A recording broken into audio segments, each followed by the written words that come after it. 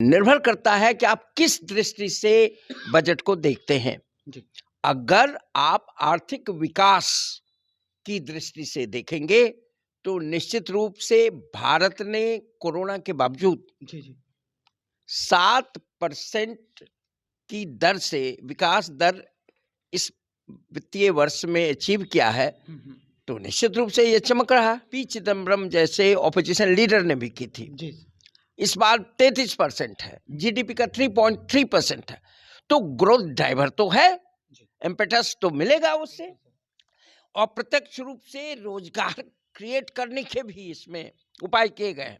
SME sector को छूट दी गई है, एग्री सेक्टर को दी गई है, लेकिन आप पाएंगे कि एम्प्लॉयमेंट जनरेशन के स्कीम की जितनी जरूरत है शायद इसमें उसका अभाव है। इन्फ्लेशन में ऑलरेडी अराउंड 7% इन्फ्लेशन रेट है, और इन्फ्लेशन है, ये रियलिटी है।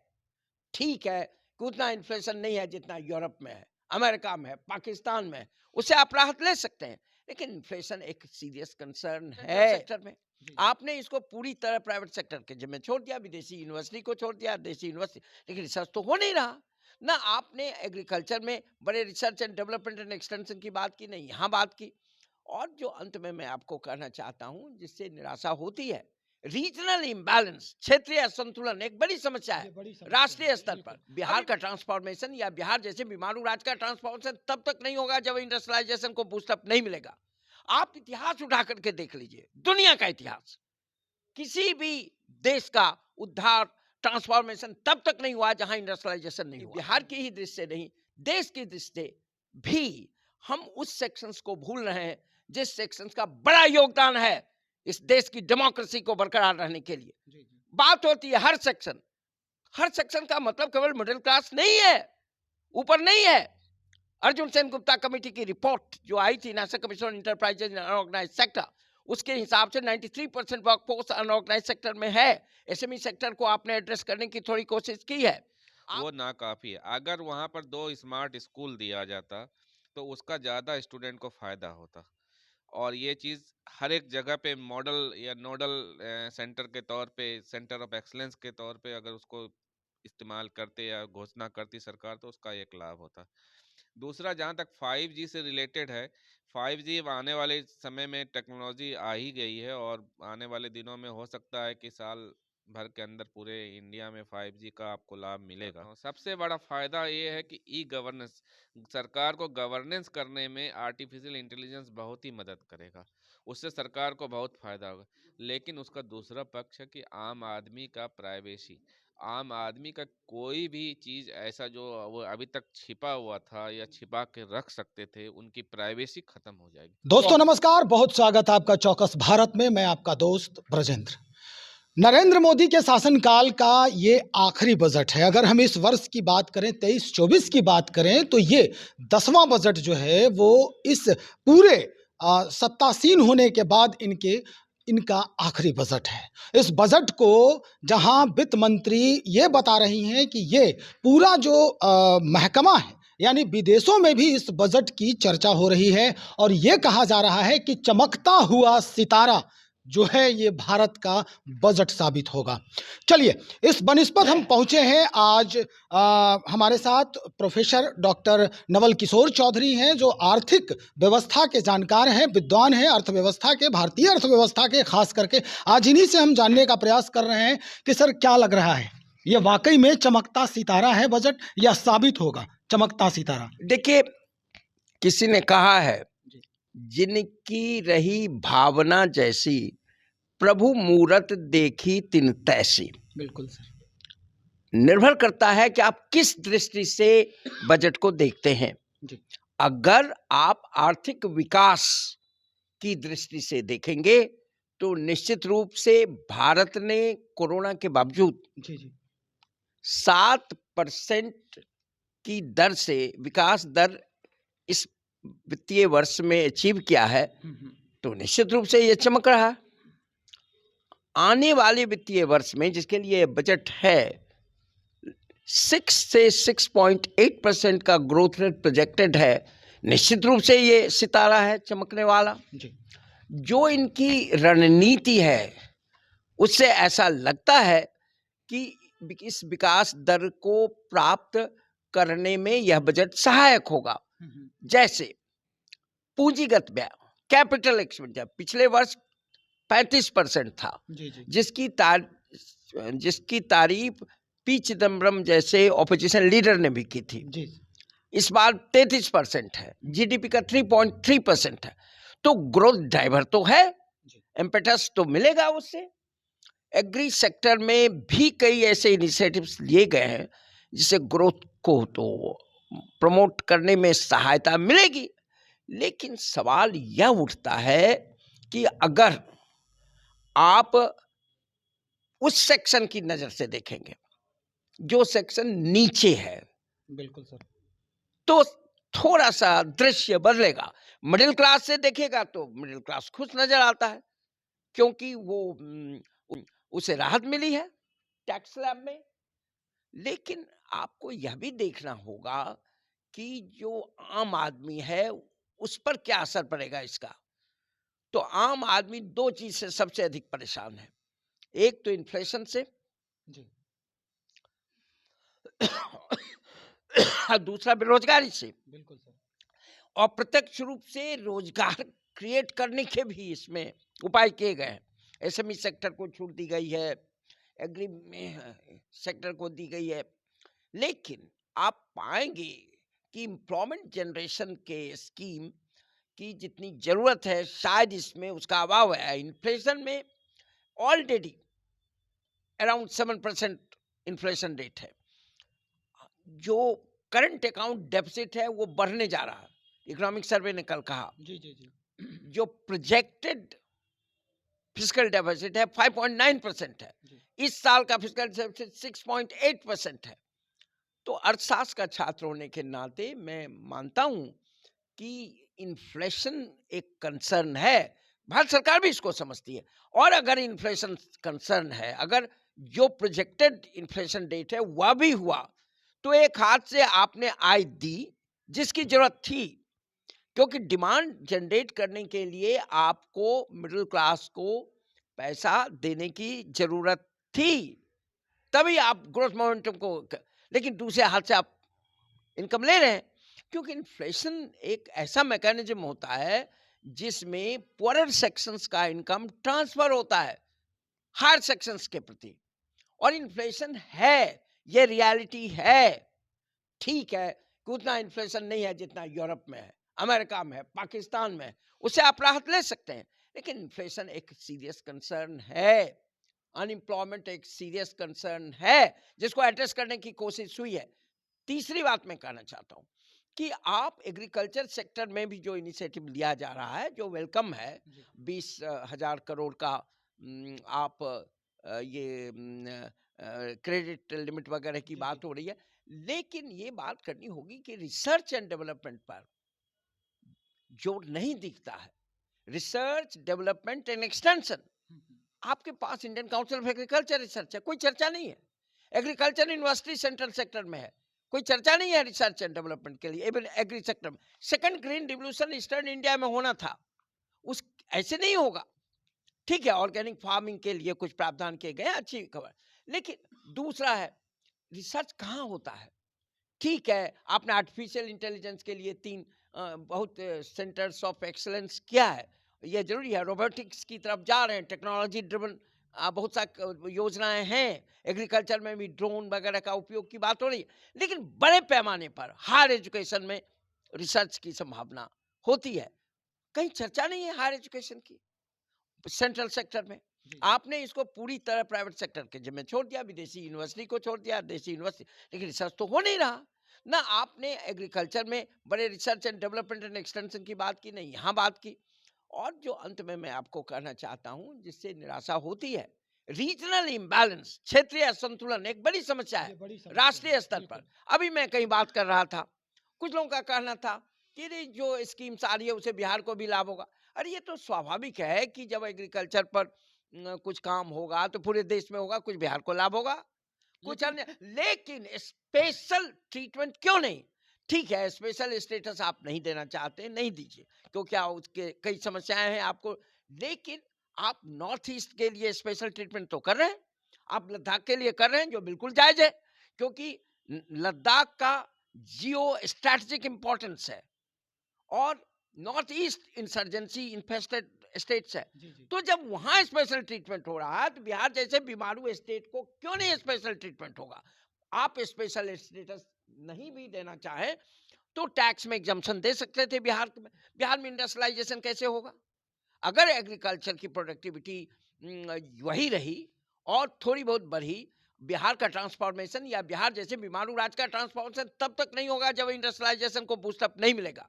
आप इतिहास उठा करके देख लीजिए, दुनिया का इतिहास, किसी भी देश का उद्धार ट्रांसफॉर्मेशन तब तक नहीं हुआ जहां इंडस्ट्रियलाइजेशन नहीं हुआ।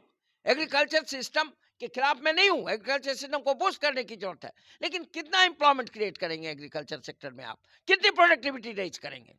इंडस्ट्रियल ट्रांसफॉर्मेशन का जो रोड मैप होता है, खास करके बिहार जैसे राज्य में, तो आपको टैक्स बेनिफिट देना चाहिए था यहाँ की इंडस्ट्रीज को। आप इंडस्ट्रीज एसोसिएशन में बैठे हैं यहाँ, एक तो बिहार सरकार उतनी मैं मानता हूँ सीरियस नहीं है। अगर सेंट्रल गवर्नमेंट भी बिहार जैसे राज्य को इंडस्ट्रियलाइजेशन के मैप पर नहीं लाएगी तो कैसे ट्रांसफॉर्मेशन होगा? बीमारू स्टेट से कैसे निकलेगा?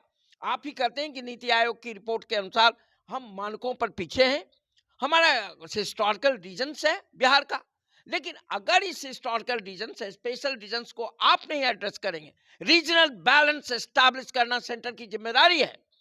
सभी राज्य बन रहे हैं, लेकिन अगर कुछ राज्य रिलेटिवली पीछे हैं ऐतिहासिक कारणों से और अन्य कारणों से, तो उसको एड्रेस करने की जिम्मेदारी सेंट्रल बजट की होनी चाहिए।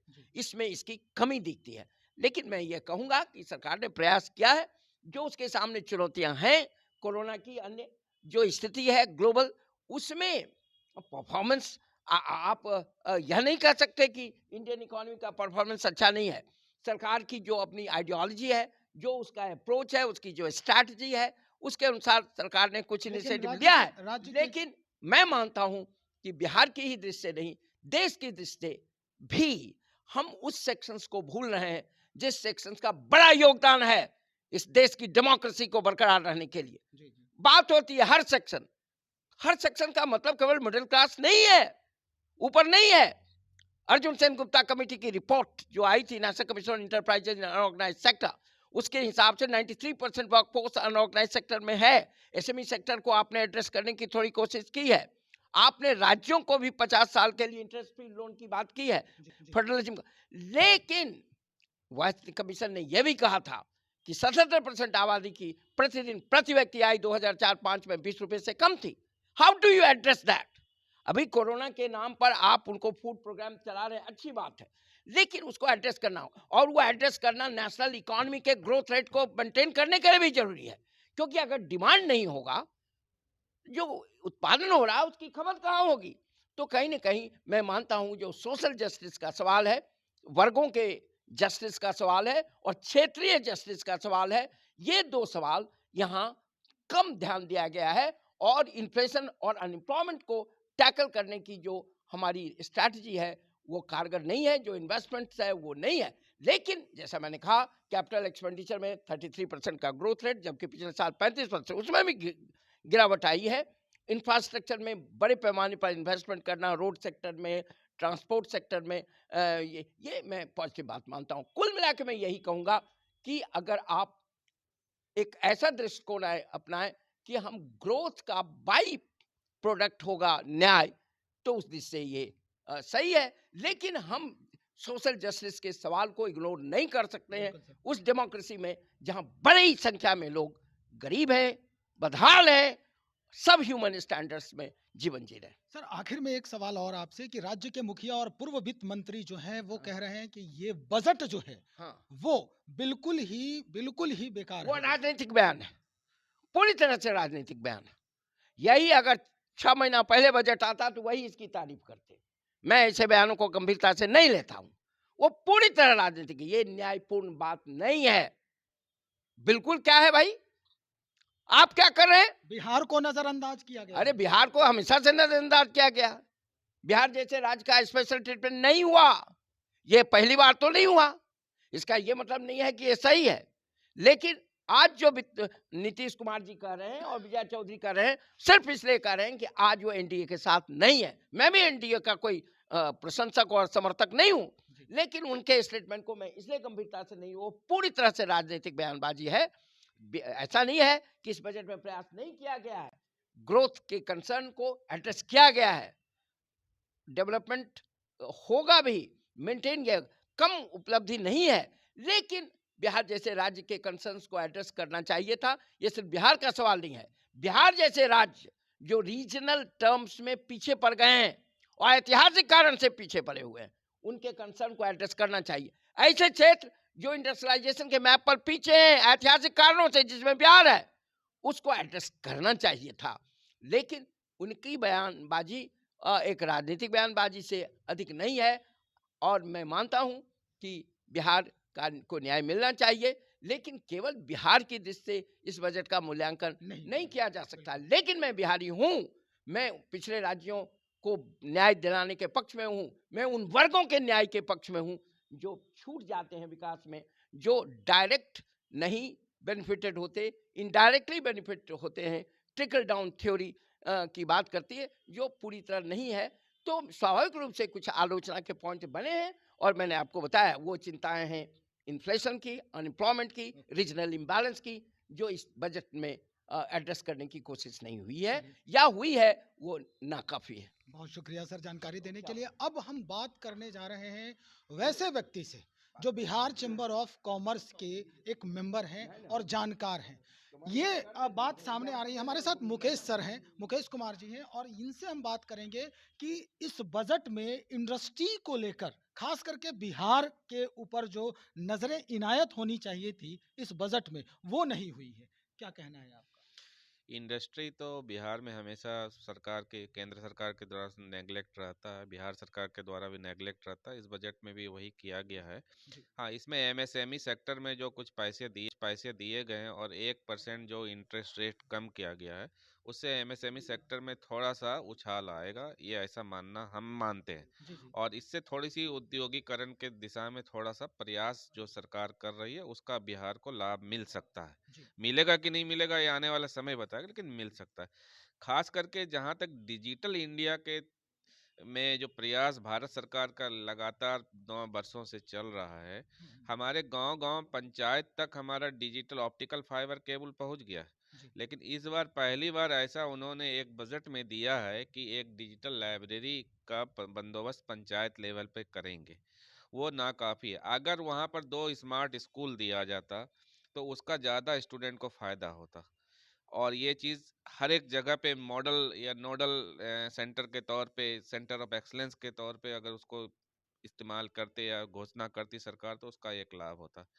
दूसरा, जहाँ तक 5G से रिलेटेड है, 5G अब आने वाले समय में टेक्नोलॉजी आ ही गई है, और आने वाले दिनों में हो सकता है कि साल भर के अंदर पूरे इंडिया में 5G का आपको लाभ मिलेगा। 5G में सिर्फ आपको डेटा ट्रांसफर और डेटा से रिलेटेड ही है, उसमें वॉइस का कोई योगदान नहीं है। वॉइस जैसे हम लोग अभी कर रहे हैं वैसे ट्रांसफर होगा, सिर्फ डेटा आपको फास्ट जाएगा, फास्ट आएगा। सबसे जो इस विषम परिस्थिति में ये बजट आया है, और इसमें आर्टिफिशियल इंटेलिजेंस का पेनिट्रेशन सरकार ने बढ़ाया है, काफ़ी बढ़ाया है। और उसका क्या नुकसान है, क्या फ़ायदा है, मैं संक्षेप में बताना चाहता हूँ। सबसे बड़ा फ़ायदा ये है कि ई गवर्नेंस, सरकार को गवर्नेंस करने में आर्टिफिशियल इंटेलिजेंस बहुत ही मदद करेगा, उससे सरकार को बहुत फ़ायदा होगा। लेकिन उसका दूसरा पक्ष है कि आम आदमी का प्राइवेसी, आम आदमी का कोई भी चीज़ ऐसा जो वो अभी तक छिपा हुआ था या छिपा के रख सकते थे, उनकी प्राइवेसी खत्म हो जाएगी। जो आने वाले अगले 10 साल में आपको इसका रिफ्लेक्शन मिला, अभी कुछ नहीं मिलेगा, अगले 10 साल में इसका रिफ्लेक्शन मिलेगा। मिलेगा तो आप आम आदमी उस समय क्या है, बहुत ठगे से महसूस करेंगे, परेशानी में आ सकते हैं। ठगे से महसूस करेंगे, इसलिए उनको सतर्क रहने की ज़रूरत है। तो इसका फ़ायदा ये है कि अभी से आप जिस तरीके से सब कुछ ब्लैक एंड वाइट में रखना चाहते हैं, तो वाइट में ही रखें, ब्लैक को बिल्कुल बंद कर दें, तभी आप बच सकते हैं। अगर आप ब्लैक एंड वाइट के कंसेप्ट में अभी भी जिएंगे, तो आने वाले 10 साल में आपका जो ब्लैक है, वो आपके लिए मुसीबत की घड़ी हो जाएगी, आप उससे बचना बहुत ही मुश्किल है। चलिए सर, जानकारी के लिए बहुत शुक्रिया। तो ये बहुत बड़ी बात इन्होंने कह दी कि जो व्यक्ति इस ब्लैक एंड वाइट से बाहर नहीं निकले हैं वो सतर्क हो जाएं। दरअसल इस बजट में जिस तरह के पेशकश की गई है, तो अब जो है स्थिति परिवर्तित होने वाली है, चूंकि हम 4G के युग से अब 5G में परिणत हो गए हैं। चलिए, अब बजट के बाद, संपूर्ण बजट के बाद, जिसको हम आम बजट कहते हैं, इसके बाद सदन जो है पूरे 1 सप्ताह के लिए छुट्टी पर जाएगी और छुट्टी पर जाने के बाद इस दौरान जो है पूरे मंत्रालयों से, यानी जितने भी इनके मंत्रालय हैं उनमें एक समीक्षा बैठक होगी। जिस मंत्रालय को कितनी ज़रूरत है उस समीक्षा बैठक में इनके आपूर्तियों पर ध्यान दिया जाएगा, केंद्रित किया जाएगा और उसके बाद एक अनुदानित राशि जो होती है वो मुहैया कराई जाएगी। तो समीक्षा बैठक और ये ग्रांट होने के बाद जो भी ज़रूरतें हैं, जो आज घोषणा किया गया है हमारे वित्त मंत्री महोदया के द्वारा, उन पर अमल किया जाएगा। अब जिस तरह से जो अर्थव्यवस्था के विद्वान सर हमारे साथ हैं, नवल किशोर चौधरी सर, उन्होंने जो बताया, और इधर मुकेश सर बैठे हैं जो डिजिटल के महारत कह सकते हैं इनको, बिहार चैम्बर ऑफ कॉमर्स हैं, उनके मेंबर भी हैं। तो इस तरह से ये दोनों जो हैं वो काफ़ी सतर्कतापूर्ण बयान दिए हैं और आगाह किए हैं आम जनता को कि आपको भी सतर्क रहने की ज़रूरत है। खैर, अब आगे क्या कुछ होता है हम आपको बताने जा रहे हैं, थोड़ा सब्र करना है और आप हमारे साथ बने रहिए। बहुत शुक्रिया आपका।